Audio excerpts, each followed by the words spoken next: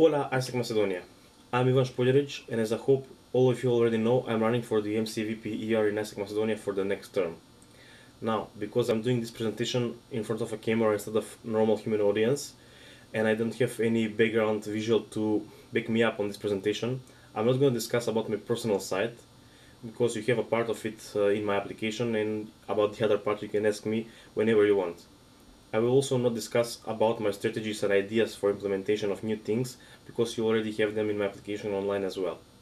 Instead of it, I am here to tell you a story of why do I want to be a part of the next MC.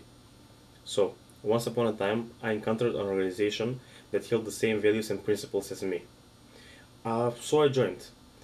I get involved even more. I started living the AIESEC life. And it was amazing. It was amazing. Now some things have changed. According to my belief, on the road that AIESEC Macedonia took, on one of the crossroads, we took a wrong turn, and now we are going in the wrong direction. A direction that many of us do not like. A direction that is the reason of our recent downfall. I want to help to change this. I want to work to put AIESEC Mace back on the right way again. That's why I'm standing in front of this camera today. Now, let me tell you another story. Some days ago I watched a movie. It is called The 300. It is based according to the real event that happened some 3000 years ago. It's a story of heart, belief, commitment, human will, the dedication and understanding. The story of 300 Spartan warriors defeating the biggest empire and army in the world, Persia. Persia declared war on Sparta, and according to Spartan religion, only if gained support by the oracles, Sparta's army can march into war. But Persia bribed the oracles, and so they prophesied that Sparta cannot fight in the conflict. Then Leonidas, the king of Sparta, took only 300 warriors, declaring them as his personal guard, and marched to encounter the Persian army. Amongst the way, King Draxos, Leonidas' ally, sought to join forces with Sparta, and was very disappointed when he saw that Leonidas has brought only 300 Spartans. Then Leonidas turned to Draxos' soldiers actually and asked them, "What is your profession?" One of them said that he was a potter, the other one was a sculptor, the third one was a blacksmith. Then he turned to his army and asked them, "What is your profession?" Then they all answered in their recognizable military shout. Leonidas turned back to his friend again and said to him, "See, old friend, I have brought more soldiers than you did." And the same thing happened when Leonidas with his 300 Spartans encountered and defeated the first wave of the Persian army. Afterwards he met with the Persian king, and the Persian offered him to spare their lives if they give up. Then Leonidas looked at him and said, "I have seen that you have a number of slaves, a number of mercenaries, collected villagers, but you have only a few soldiers. I'd say that we are an equal match." So, back to the future. How many AIESECers do we have in AIESEC Macedonia today? True AIESECers. AIESECers living, loving, thinking and fighting, dedicating to AIESEC Macedonia. In historical terms, I'd say that we are more like Persia, glorious with big reputation, but behind the facade nothing is clear. We can't even predict our own potential to create results. So why am I saying this? Why is this important for the position I'm applying for? Speaking in ER terms, the position I'm applying for, if change agents are our main product, and if we are unable to create true AIESECers, true change agents, then what can I do with my term? In my application, I mentioned that we will sell our product. And if we are not producing our product, we can't sell anything. So there is no need of ER more or less. We cannot sell science fiction anymore. Let me put in an example. If one of the national trends happening in Macedonia is the government's pursuit for foreign investments, as I mentioned in the application, then we really must use this chance and capitalize on that. But if we do not have people, what can we do? What can we offer? It's not like we can enter a new company on the Macedonian market and say, hey, we are AIESEC, we are very cool. Now, unfortunately, we do not have any people available at the moment, but the 10 of us remaining always play tennis at Tuesdays, so we can wear your t-shirts and position you on the market. Cooperate with us. Impossible.